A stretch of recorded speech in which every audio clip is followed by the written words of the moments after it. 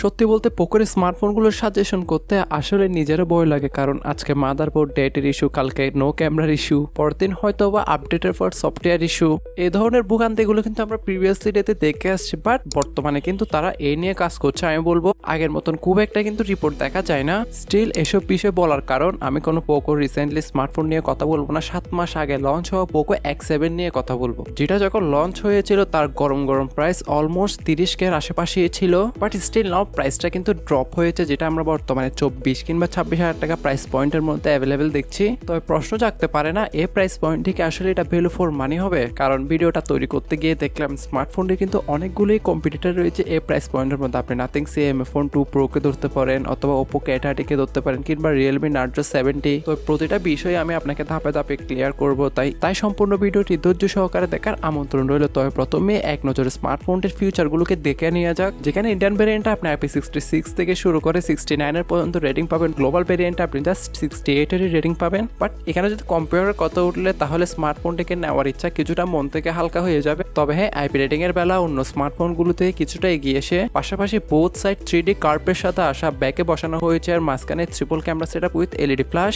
ডিজাইনটা কিছুটা আপনাকে Realme Narzo 70 টার্বোর কথা মনে করিয়ে দিবে, বাট সবারই পছন্দ কিন্তু আর একই হয় না। পাশাপাশি এটা আপনাকে একটা লেদার ভেরিয়েন্টও কিন্তু অফার করছে প্রাইস পয়েন্টের মধ্যে, যেটা ভালো ব্যাপার। ওভারঅল 8.4 মিলিমিটার থিকনেস এবং 185 গ্রাম ওজনের সাথে আসা স্মার্টফোনটির হ্যান্ড গ্রিপও কিন্তু যথেষ্ট ইনহ্যান্স করা হয়েছে। ডিসপ্লের ক্ষেত্রে কথা উঠলে এখানে X6 এর ডিসপ্লেটা কিন্তু আপনার হুবহু পেস্ট করে দিয়েছে তারা। তবে হ্যাঁ, এটা কিন্তু স্লাইটলি কার্ভ করা হয়েছে, যেখানে আপনি 3D কার্ভ 6.67 ইঞ্চি আপের 1.5K রেজুলেশনের একটি অ্যামোলেড ডিসপ্লে দেখতে পারবেন। আর ইউজিং এর ক্ষেত্রে স্মুথ একটা রেজাল্ট পাওয়ার জন্য 120 Hz রিফ্রেশ রেট আর এক্সট্রা ফিচার নিয়ে কথা বলে এখানে আপনি HDR10+ সার্টিফিকেশন থেকে শুরু করে ডলবি ভিশনের কিন্তু সাপোর্টটা পাবেন। তবে ডিসপ্লেটিকে প্রোটেকশন করার জন্য কর্নিং গোরিলা গ্লাস ভিক্টাস 2, যেটা এই প্রাইস পয়েন্টের মধ্যে অন্য স্মার্টফোন থেকে কিছুটা এগিয়ে থাকবে। বাট অলওয়েজ অন ডিসপ্লের মতন ফিউচার থাকলেও সেটা কিছুক্ষণ পরপরই কিন্তু অফ হয়ে যায়। এটা মেবি তাদের সফটওয়্যার রিলেটেড কোনো ইস্যু। এবারে কিছুটা তার ভেতরে ময়না তদন্ত করা যাক, মিনস কিছুটা গভীরে যাওয়া যাক। যেখানে গভীরে গেলে ফার্স্ট অফ অল আমরা দেখতে পারবো MediaTek Dimensity 7300 আলট্রার মতন একটা প্রসেসর, যেটা 4nm বেস্ট অক্টা-কোর একটা প্রসেসর। হ্যাঁ, এই বাজেটে কিন্তু ম্যাক্সিমাম স্মার্টফোনে আপনি এই চিপসেটটি দেখতে পারবেন। কিছুতে আপনি এনার্জি লেখা থাকবে,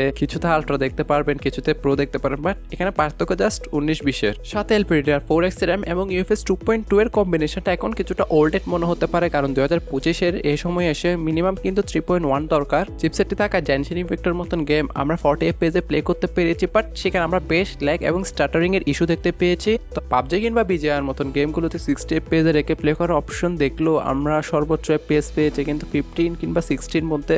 ইভেন লং টাইম প্লে করার সময় স্মার্টফোনটি হিট হয়। তবে হ্যাঁ, এখানে একটা অনেক বড় গ্রাফাইট কুলিং চেম্বার ইউজ করেছে, হিট হলে কিন্তু এর FPS ড্রপ আর ল্যাগের ইস্যু দেখা দেয়। তবে আপনি যদি এসব গেম মিডিয়াম গ্রাফিক্সে রেখে প্লে করেন তাহলে কিছুটা বেটার রেজাল্ট পাবেন। আদারওয়াইজ ফ্রি ফায়ারের মতন গেমগুলো কিন্তু আপনি আরামসে এখানে প্লে করতে পারবেন। বাট এই প্রাইস পয়েন্টে কিন্তু এর অল্টারনেটিভ অলরেডি রয়েছে। আপনার যদি গেমিং এ ফোকাস থাকে তাহলে on this same particular price রেঞ্জের মধ্যে আপনি Oppo A30 কে দেখতে পারেন, যেখানে Snapdragon 6 Gen 4 কিন্তু চিপসেট ইউজ করা হয়েছে, তাই অতটা হালকা ভাবে নিয়েন। আদারওয়াইজ যদি 2-3 হাজার টাকা আপনি অ্যাড করতে পারেন তাহলে ভালোই। Qualcomm Snapdragon 8s Gen 3 এর মতন প্রসেসর পাচ্ছেন। জি, বলছিলাম Redmi Turbo 3 এর কথা। তবে UI তে বেশ কিছু প্রি ইনস্টল অ্যাপস এবং অ্যাডস রয়েছে, যেগুলো অফ করে দিলেও কিছু অ্যাডস থেকে যায়, যেটা আপনার HyperOS এর সাথে আসে বেস্ট অন Android 15। আগামী 2 বছরের মেজর আপডেট এবং 4 বছরের কিন্তু সিকিউরিটি প্যাচ লেভেলের আপডেটে তারাও ওয়াদা করেছে। ব্যাটারির ক্ষেত্রেও এখানে কিছুটা বৈষম্যর কাতা সৃষ্টি করবে। আপনার ইন্ডিয়ান ভেরিয়েন্টে কিন্তু 5500 mAh এর মতো ব্যাটারি ইউজ করা হয়েছে, আর যে গ্লোবাল ভেরিয়েন্ট রয়েছে ওখানে কিন্তু আপনি 5110 mAh এর ব্যাটারি দেখতে পাবেন, সাথে 45 ওয়াটের ফাস্ট চার্জিং স্পিড।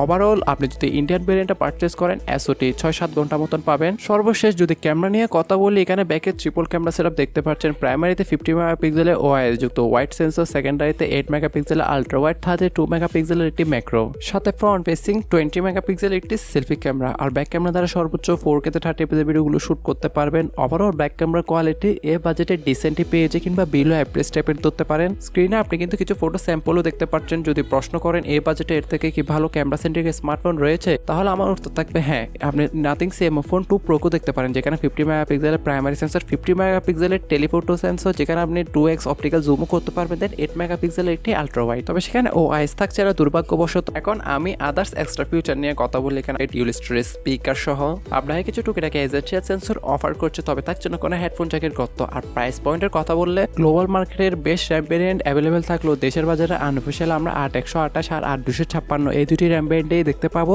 বেসিক ভেরিয়েন্টটা আপনার 24 কিংবা 25,000 টাকার মধ্যেই পাবেন, আর আপার ভেরিয়েন্টটা 27 কিংবা 28,000 টাকার মধ্যেই পাবেন। তবে যেহেতু আনঅফিসিয়াল প্রাইসটা কিছুটা কম বেশি হতে পারে, বাট স্বাধীন দেশের আপনারও স্বাধীন নাগরিক, আপনার ইচ্ছা। স্মার্টফোনটি নেওয়া আপনার জন্য কতই যুক্তিগত আপনি নিজেই চিন্তা করে দেখুন।